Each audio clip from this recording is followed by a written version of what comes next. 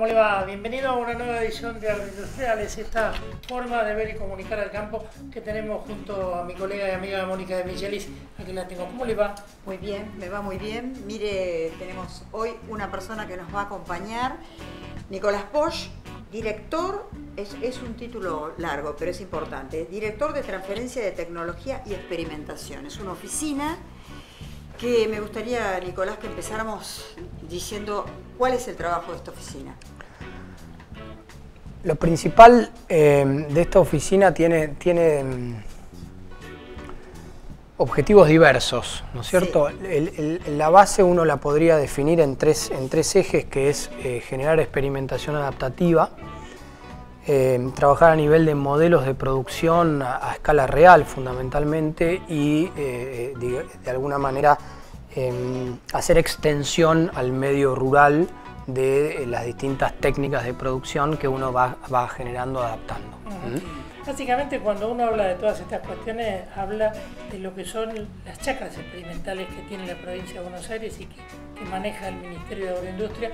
Para aquellos que venimos del sector de las economías regionales, mucho se habló siempre de la estación experimental de Gorina, por ejemplo, ¿no? Pero sé que el Ministerio tiene una mayor cantidad y quería que me contaras un poquito en principio cuántas son y a qué están apuntando. La estructura principal que tiene la oficina de transferencia son justamente las chacras experimentales. Las chacras son tierra propia de la provincia de Buenos Aires, administrada por distintas asociaciones cooperadoras, ¿no es cierto? En este momento hay 12 chacras experimentales, entre las cuales está Gorina. Y bueno, es tierra propia donde allí desarrollamos la mayoría de los esquemas que les conté anteriormente. O sea que básicamente lo que se empieza a manejar en la teoría, se empieza a manejar en un papel, después pasa a esa chacra experimental para llevarlo a lo que sería de pronto la realidad. Horacio, la gran diferencia en que, digamos, el valor o el brazo de palanca que tienen estas chacras experimentales respecto de otras instituciones de investigación, universidades, institutos, el INTA propiamente, es que nosotros tenemos la posibilidad de trabajar en modelos de producción a escala real. ¿Qué significa esto? Significa, vamos al caso de Gorina que vos preguntabas, Horacio. Nosotros estamos, en realidad ya están diseñados, pero estamos poniendo en marcha modelos de producción de 1, 2 o 3 hectáreas con distintos invernaderos para tratar de dimensionar y medir todas las variables de producción, desde lo que pasa con los suelos, desde el costo de la mano de obra, desde de alguna manera los costos de producción, poder mensurarlos y poder entonces transferir al medio ya no un ensayo o una publicación, sino el aquí y ahora y el ir y mirar cómo es que nos va y cuáles son los resultados de estos modelos de producción. Es más o menos como trabajos a campo.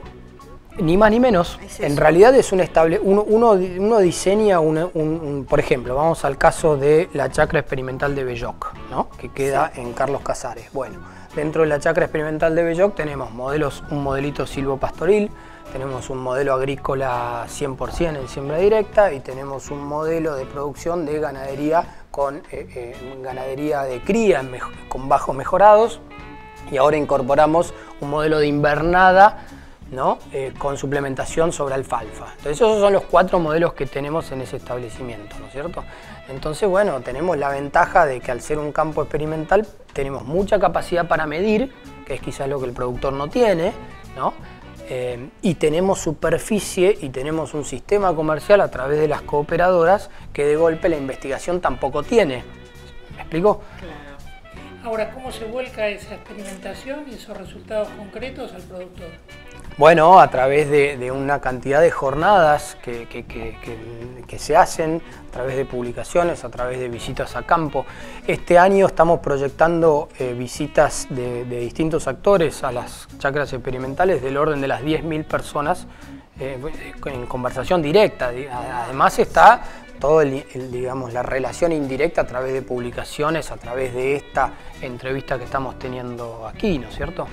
Pero lo concreto es que cuando nosotros empezamos a trabajar y yo me sumé al equipo de Sarquís, el estimado era que pasaban unas 4.000 personas por las chacras experimentales. Este año que termina, en junio, ¿no es cierto? Junio-julio, hemos cuantificado 6.000 personas que pasaron por la chacra y para el año que viene tenemos un estimado de 10.000, con lo cual hay un crecimiento sostenido desde esta gestión de Sarquís, al cual yo me sumé en marzo de este año. Ahora, por supuesto, el trabajo que se hace a campo en estas chacras lo hacen profesionales, lo hace algún productor que ustedes incorporan a este programa. Es muy buena tu pregunta, Mónica. Uno de los objetivos que tenemos en esta nueva gestión con las chacras experimentales es integrarnos con otras instituciones. Es decir, vemos allí un brazo de palanca, una variable importante que es integrarnos con el INTA, integrarnos con universidades, integrarnos con productores, con asociaciones de productores, con ingenieros, con asociaciones de ingenieros, con empresas privadas, con proveedores de fertilizantes, etcétera, etcétera. De manera que lo que queremos ser de alguna manera son polos de atracción de empresas, productores, para poder trabajar juntos en esto de aumentar la productividad, en esto de tratar de filtrar y de codificar tecnologías, ¿no es cierto?, en esto de escuchar la demanda, ¿no?, y adaptar el sistema en función de la demanda, no desandar el camino, ¿no?, el camino que, digamos, las chacras arrancaron en la primera, creo que es de 1920 o algo por el estilo, ¿no es cierto?, y trabajar a nivel de procesos. Eso es un poco la gran cuestión. Si querés, Horacio, vamos apuntando a Gorina, que por ahí era uno de los grandes temas que tenemos, por ahí podemos ampliar un poco la cuestión. Veníamos abordando incluso el tema de todo lo que son buenas prácticas agrícolas, ¿no? Y me parece que esto también es un poco un resumen de dónde termina el proceso, ¿no? Un proceso que empieza en la teoría, se lleva a la práctica, las chacras experimentales, tiene toda una capacitación, una volcada hacia el productor de lo que se obtiene, que después va a determinar una buena práctica del productor. Absolutamente así. Nosotros la ventaja que tenemos, como decíamos más temprano, es que podemos mensurar en sistemas de producción a escala real todas estas cuestiones. Entonces, cuando vos mencionás lo de las buenas prácticas de manejo, nosotros estamos convencidos que las buenas prácticas de manejo no solo deben cumplirse por normativa, sino que además son en beneficio del productor, en beneficio del que origina la producción, porque si uno trabaja a nivel de eficiencia de uso de agua, a nivel de eficiencia de uso de insumos, a nivel de control integrado de plagas, etcétera, etcétera, entonces uno lo que logra es de alguna manera bajar los costos en función de un proceso, ¿no? Número final. Claro, y obtener además un producto más saludable en el sentido de que está bien dimensionado en cuanto al uso de los insumos, ¿no es cierto? Sí, además cuidando el ambiente, digamos, siendo con todos estos parámetros que nos acabas de decir, es una producción sustentable. O sea, cuidando el medio, ahorrando recursos y teniendo finalmente un producto de calidad superior. Absolutamente, Mónica, ese es el objetivo que nosotros tenemos. Es decir, nosotros tenemos que trabajar a nivel de sistemas de producción sustentables. Y perdónenme que insista con este punto, las chacras experimentales tienen la fortuna y el Ministerio de Agroindustria tiene la suerte de tener estas unidades, porque puede trabajar a escala real y medir esas cosas. No es lo mismo medir la dinámica del agua o medir las distintas variables en el suelo, ¿no?, en cuanto a ganancia o pérdida de materia orgánica, por ejemplo, medirlo a escala de laboratorio o a escala de microparcela, que medirlo a escala de un modelo de producción a escala real, ¿no? Ahora, estas chacras experimentales, obviamente, y corregime si me equivoco, no vinieron bien en los últimos tiempos hasta que Sarquís llega al ministerio. En algunos casos creo que también de manejo, mala atención, no sé si estaban todas trabajando bien o andaban medio a la que te criaste. Bueno, eso es una muy buena pregunta, Horacio, la que haces. Acá hay que distinguir el enorme esfuerzo que han hecho las asociaciones cooperadoras y la gente del interior tratando de sostener estas chacras experimentales. Hay que mencionar que en los últimos años, me atrevo a decir 10 o 15, las chacras experimentales han sido dejadas de lado por el Ministerio y por las autoridades y por los gobiernos de turno. Desde luego que sí.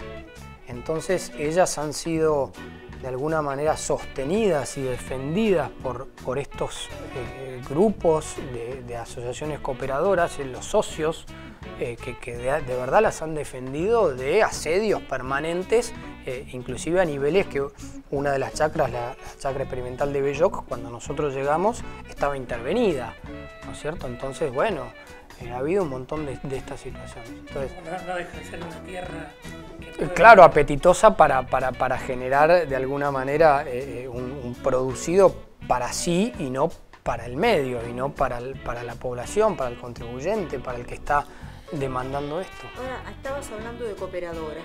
¿Quién sostiene económicamente el funcionamiento, las mediciones, todo el trabajo que se hace en estas chacras? Bueno, está buenísima tu pregunta, me inclina a contarte este concepto, ¿no? Que es mucho, de alguna manera, influenciado a través de las directivas de Leo Sarkis, el ministro, ¿no? Que es esta idea de un triángulo donde uno tiene el Estado, en este caso la provincia de Buenos Aires, en otra de las puntas del triángulo están las instituciones de investigación, llamémosle INTA, llamémosle universidad, que algo aportan, y en el otro vértice están las empresas privadas, los particulares, entre ellas empresas que aportan o que van a aportar al financiamiento de toda esta experimentación, y dentro de las cuales están las asociaciones cooperadoras. Entonces, ¿cómo se financian todos estos trabajos? Básicamente con tres patas de vuelta. El Estado, que algo aporta, los sueldos muchas veces, ¿no? La provincia aporta los sueldos, aporta la tierra, ni más ni menos, desde la provincia. Entonces, el producido de la tierra es lo que administra la asociación cooperadora en convivencia con nosotros, ¿no? Y después en la otra pata están las instituciones que también hacen sus aportes. Claro, y se dan aportes de diversos tipos, en el sentido de, por ejemplo, el Estado sí aporta con sueldos, aporta con la tierra. Las instituciones aportan su saber, su conocimiento. Sí, y algo de financiamiento también. También, algo de sí, claro, financiamiento sí, también. claro, los programas del INTA, programas de la universidad. Las empresas lo mismo, a través de, digamos, esto de conversar sobre la demanda. Ellos, de alguna manera, con las instituciones privadas, uno empieza a generar una conversación que antes no estaba. Ahora, esa transferencia de tecnología, ¿no?, de la cual ustedes manejan, ¿se da solamente a través de la chacra o tiene algún otro tipo de transferencia que se hace fuera de la chacra, o es solamente lo que genera la chacra? No. En realidad uno tiene una estación experimental, entonces uno también abreva de publicaciones, abreva de lo que hacen los vecinos, abreva de lo que hace el INTA. En realidad uno lo que tiene es un desarrollo tecnológico, una experimentación adaptativa, ¿no?, que uno lo abreva de todos los lugares donde están, ¿no es cierto? De manera que no es excluyente para nada. En realidad lo que nosotros, Horacio, lo que seguro no queremos hacer es hacer lo mismo que hacen otros. Más vale juntémonos con esos otros, seguro, ¿no? Seguro, ir cada uno por un lado y decir, bueno, acá estamos, yo encontré esto, vos encontraste esto, vemos cómo hacemos la sinergia. Claro. Estabas hablando de la demanda. Y digo, estamos hablando de un sujeto consumidor que ha variado en su demanda. ¿Y qué es lo que encuentran? ¿Qué es lo que demanda el sujeto consumidor hoy? La mayoría de estas experimentales trabajan a nivel de carne y grano, ¿no? Sí. Con lo cual ahí la dinámica del consumidor, si bien en carne tiene algo que ver, pero en grano bastante poco, ¿no?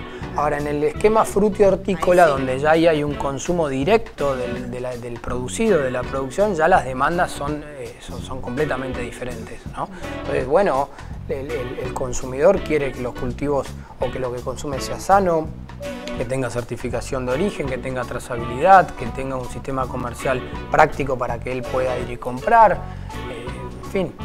Y que haya mayor cantidad, porque creo que la parte de frutas y verduras ahora con, digamos, una elección que está haciendo el consumidor, que tiende a comer para tener una mejor salud, más frutas y más verduras. Bueno, en ese caso habrá que duplicar la producción si es que se duplica el consumo. Me parece que la producción y el consumo tienen que estar en equilibrio, porque si no pasa que uno hace una sobreproducción de, vamos a suponer, lechuga mantecosa, entonces eso retrae el precio. Al retraer el precio, entonces ya el negocio del horticultor deja de ser negocio, entonces empezás a tener un problema.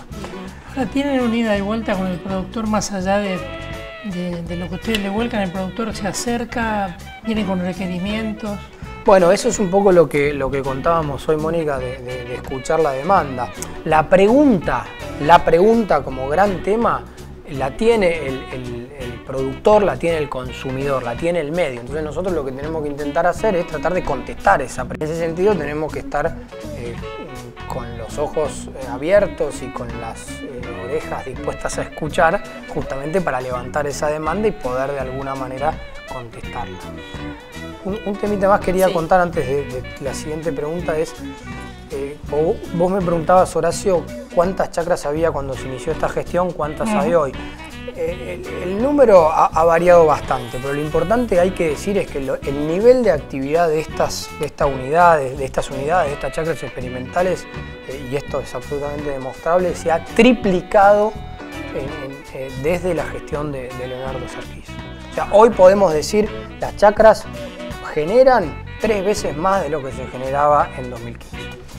Bueno, señora, yo soy el verdugo de todas estas cuestiones. Ya me está diciendo que el tiempo se está... Pero bueno, Nicolás, vamos a seguir de cerca todas estas cuestiones. Me parece más que interesante el trabajo y me parece también que esta ida y vuelta entre el Estado, el productor, el Estado privado, esta sinergia de lo público y lo privado, en definitiva, contarnos todo lo que están haciendo. Gracias a ustedes. Muchas gracias por estar con nosotros. Señora, ¿nos vamos? Gracias. Sí, ¿qué vamos a hacer? Nos tenemos que ir. Que tengan una excelente semana. Nos volvemos a encontrar en cualquier momento aquí en Chacra Televisión, en esto que alguna vez dimos en llamar agroindustriales. Gracias.